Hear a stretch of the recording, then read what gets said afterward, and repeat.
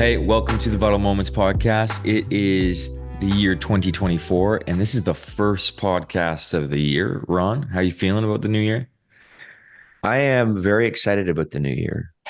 I am looking forward to after our weekend here at Vital Point is kicking off this new year. I got to tell you, Yeah. I am so excited that if there's a sense of excitement within the community hmm with our new theme. Yeah, dude, it's like bring on 2024. And I mean, we all know that things can change in the course of a year, but it's just there's a real sense of Yeah. anticipation. Yeah. I was surprised you're not floating in this morning. I was here super early. So they tied you down a little bit before they got you on the podcast. Yeah. I got myself a little bit squared away here this morning early and at the office, but yeah, it's good. That's awesome. Okay. You said new theme of the year, 2024. It was Yeah. fun. It was fun launching this one. Like it coming in a new year now. It's like we've done this 4 or 5 years, it feels like, or 4 years, Yeah. right? 4 years. Yeah. 4 years. It's Yeah. just like the anticipation for it is a lot of fun. I said to you after our gatherings, I don't think I've seen a community so excited for a theme like this before. And do you want to give it to us? Yep. The theme for 2024 at Vital Point Church is unwavering faith. Which comes from the book of Joshua, chapter 3, correct? Yeah. I mean, it landed there, Dave. Yeah. It's a process where it takes me months to land on the Mhm. theme. And so it started in Isaiah 54. Essentially, that's where it started in August of 2023, where God kind of got my attention, strengthen the cords, lengthen your, Mhm. enlarge your tent, expand I think it's to the right, to the left or something like that. And I was just like, that promise. And so it started developing inside of me this idea of unwavering faith to believe the promise of God that he is going to use Vital Point Church in a grander way for his purposes, not grander as in getting attention, but just in a bigger reality of his kingdom work. And so unwavering faith started spinning. I ran it by a few people. Mhm. And then I don't know, maybe a couple months ago, I was listening to a talk by Erwin McManus, and he was talking about Joshua and the Levitical priest stepping into the river, and it was just like fireworks going off inside of me. I'm like, this is exactly where we need to go, Yeah. and so I started using Joshua 1, 2, and 3, more 3. For this idea of unwavering faith and crossing the Jordan River and so on. So, Because it's this moment where God's telling Joshua and God's people, like I'm gonna do these things, like wherever your foot or your soul treads, like that land I'm giving to you. But then he yeah, gets to this moment where Joshua goes to the people and he says, concentrate yourselves, consecrate. consecrate. Man, that's a tongue twister for me. Consecrate yourselves, for tomorrow the Lord will do wonders among you. Yeah. Uh, you focused in on this area like really intentionally for your talk. Why this moment with Joshua telling his people, consecrate yourselves? Yeah. This actually, I got an email this morning from someone that was kind of like, wow, okay, that gave me a lot to think about. The consecrating of themselves was not to manipulate God into doing what they wanted him to do. The consecrating themselves was to prepare themselves to be aware of what God was doing, Wow. right? For tomorrow, God will do wonders.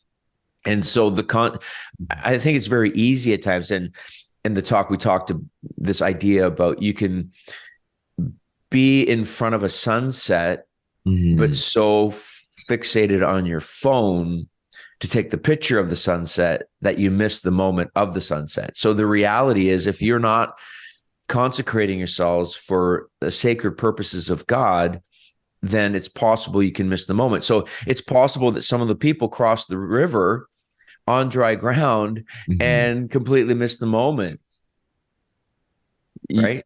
you hit that yesterday, and I did some digging on this, kind of just preparing myself for it. And when you said that, I was like, oh my goodness, how many people have been in moves of God or in moments where God's done something incredible, but they were just not in a posture of understanding or seeing. And when you actually read this section, it gives you a measurement of how far away they had to be from Yeah. the ark, right? And I did some looking into that, and it was that obviously the glory and the wonder of God, like it was so powerful to be around him, Yeah. but it They was are. Yeah. also didn't allow anyone an excuse of not seeing it because it wasn't crowded around. Right. Like everyone had a chance to see it. So when you said like there's an opportunity, there's a potential that people walked through and didn't even notice. Yeah. Why do you think it's hard for people to consecrate themselves? Oh man. I knew you were going to ask me this question, but I didn't think so early in the conversation. Okay, Dave. So I think there's a fear Huh. of consecrating ourselves because if I consecrate myself to the greater purposes of God, that means I'm going to have to give up some things. Mm, I'm going to have to do the hard work of examining my life and asking, what am I actually prioritizing in my life? And if I'm prioritizing the things of this world, that means I have to do the hard work of divesting myself from the things of this world and prioritizing my walk with Jesus. mm, With that comes the reality for some is the fear of I'm going to look weird. I'm not going to fit in. mhm. Think about it this way, David. You and I talk off camera in our daily lives. We talk about sport, right? Families that are captured by my kid plays competitive sport. You played competitive hockey. Paul played competitive soccer. There's a sense of pride that comes with this. But imagine a family that prioritizes their walk with Jesus. 6 days a week, you can do as you wish. Go to practice, go to tournaments, go to hockey, whatever. Um, if I consecrate myself, it means I'm going to prioritize the gathering on Sunday, the 1 hour a week. I'm going to prioritize that. And I'm going to say no to the practice that interrupts my kids' hockey practice or whatever. We're not going to play that game today at 11 because, and I'm not making this all legalistic or No, you're anything. not. No, you're I'm, not. I'm, I'm just talking about what we have adopted as a culture is, especially families with children in Mm, sport, is we've made idols out of yeah. this, and we have to be aware of this. So the fear would be, how do I say no to the coach that I'm not going to be at that, extra practice for shooting at Snipe Academy because my kid needs to learn how to shoot a puck at 8 years old? Like, no, like that Mm, is not priority. Like 6 days a week, you can do as you wish. yeah. That one day, set it aside for a greater purpose. So consecrating ourselves means there's fear. I may have to change things. I think for some, it might mean a fear of, like, am I going to have to pack everything up and go to Africa? you know, Yeah, people think like right? that, right? Yeah. Yeah, some people have this. I mean, it's a layover muscle memory of early days of church world that you were only doing ministry if you did some sort of big sacrificial thing and moved to Africa or whatever. And so there's a bit of that fear of consecrating. So we allow ourselves to live in the comfortable space of our faith Mhm. because it's convenient and it fits our lives. It fits me, right? Mhm. And if I consecrate myself, that means I might have to sacrifice. I might have to lay a few things down. But I think the consecrating is more of a beautiful thing because the consecrating of ourselves is the preparation of seeing what God is doing in our everyday lives that we get to be part of. Yeah. So it overcome our fear. And that's why I pushed it right to the ground level under the soles of our feet. Is there are many moments that God is actively working in our day. If we believe that God is always active, that God is always speaking, that God is always drawing people to himself, Mhm. then I consecrate myself so that when I'm 6 days a week at the arena, at the soccer field, at my kids' chess club, or your quilting gathering, or your cribbage game, that there will be moments, and I have to be aware of those moments Mhm. to step in. And it might just be as simple as holding someone's hand who's going through a divorce, that they're so broken, and you just hold their hand and you cry with them. And you develop and learn and are equipped and trained on how to be in those moments when you spend time prioritizing the gatherings, connect groups, serving, in other And areas. your own private time with Jesus, right? Exactly. If I'm consecrating my eyes, my ears, my heart, my mind, my body, and that's a God, I give this all to you today. Hmm. When I left the house today, your mom and I grabbed her hands and we prayed together before I left the house. And I prayed that God would use our eyes, our ears, our heart, and our Hmm. bodies for his purpose. And I believe that that's a piece that we, as followers of Jesus, and not everyone who listens to this is followers of Jesus, but we have to find a way Hmm. to, in 2024, for unwavering faith. The reason why we have wobbly faith is because we're not aware of what God is doing. So if we're not aware of what God is doing, then our faith becomes wobbly. But if we're aware of what God is doing and a consecrating of ourselves, we have unwavering faith because we've seen evidence of God working, Hmm. right? Yeah. Anyway, it's only early Monday morning and now I'm all fired up. We just got you down from levitating into the office. Now Yeah. you're gonna take off again. Does that make sense to you? No, it makes total sense. And I think for a new year and for people that are going to call this place home, whether you're brand new, getting into a connect group after Christmas, or you're coming in and maybe it's been a while since you've been back to church, or I think this is really helping set the tone of God's people are called to be set apart, to be ones that influence towns, influence neighborhoods, influence workplaces. And when Yeah. you consecrate yourself, I love this idea of the mini moments Yeah. because I believe that these mini moments, it just reveals the massive impact that it can have on someone's life.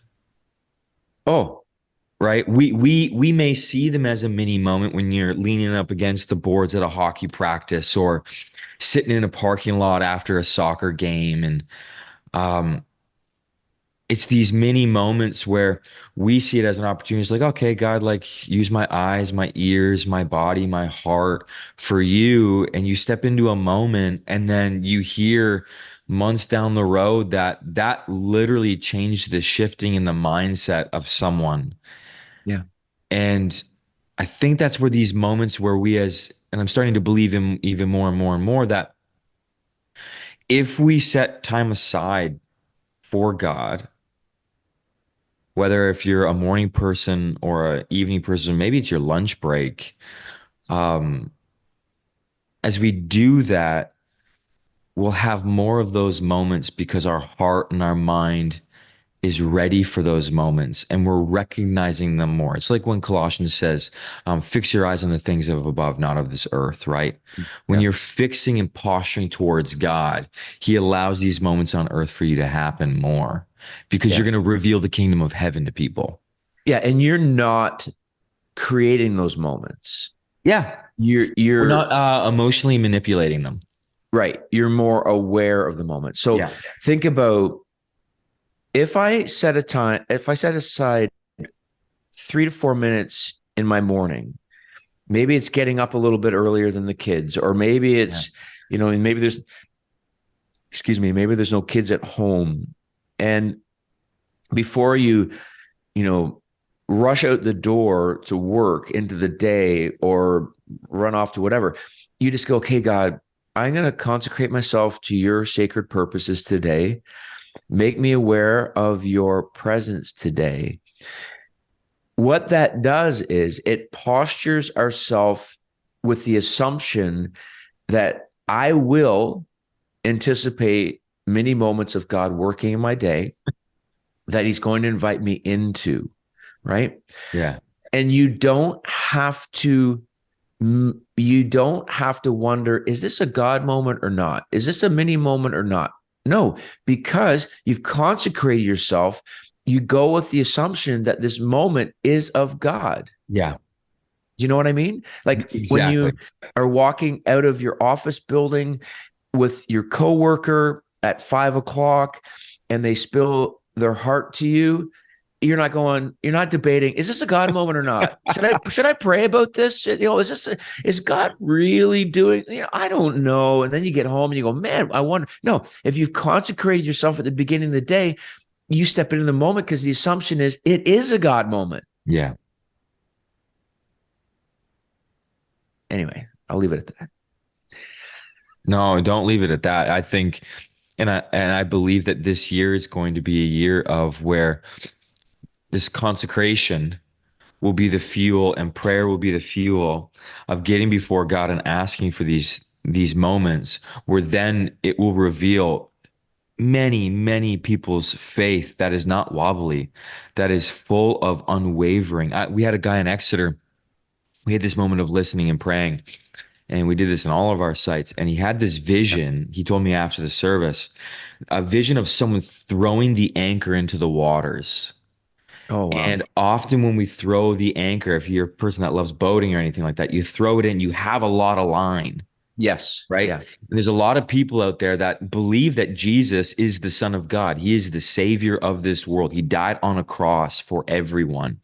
But he had this feeling that so many people had so much line out where they Oh, weren't actually, they were still drifting.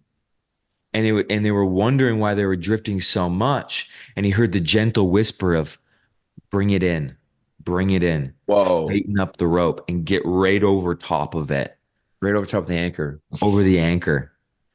And it was just this moment. He believes that so many people are going to learn of what does it mean to actually hold on to the rope, Yeah. which is Jesus to the anchor. And I was just like, man, this is going to be a good year. And yeah, Yeah, let me wrap it up with this. The three things that we talked about, right? Unwavering yes. faith is anchoring our lives in his promise. Mhm. Unwavering faith is consecrating ourselves. And unwavering faith is the steadfast steps of faith into the future. Mhm. Because don't forget, part of the conversation of the unwavering faith is not a passive approach. Yeah. It is, I will step into the waters. Moses raised his staff over the Red Sea and it parted. God required the Levitical priests to step into the waters before he parted them. Mhm. Unwavering faith also helps create the future. So don't ever lose sight of that as we move into this new year. It's not a passive sit back with their feet up, hoping God does something. No, what God has sparked in people and in Vital Point Church is we are going to step in. I have in the past few years have taken a passive approach to things. I believe God in our unwavering faith is, and you and I have met with some people. We can't go public with any of this stuff yet. We have met with some people because I have felt I need to step into the water and Mhm. see if this is a move of God. And so I am so fired up about 2024. Got It some is going skin to in the game. it's going to be a great year. I love it. Okay. Thank you for listening. Happy New Year 2024. Unwavering faith. Connect groups. You relaunch now. Have a lot of fun.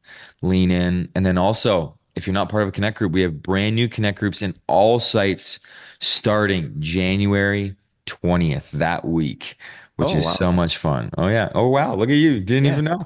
No, you did know. But it's just so exciting. God's moving and we're believing that he's going to move in your life. So, Hey, question for you quick. Yeah. Are we doing merch for Unwavering? I had a few messages from people saying, new year, new theme. Does that mean new merch? I said, maybe. Okay. Cool. Okay. Thanks for listening, everyone, and peace out.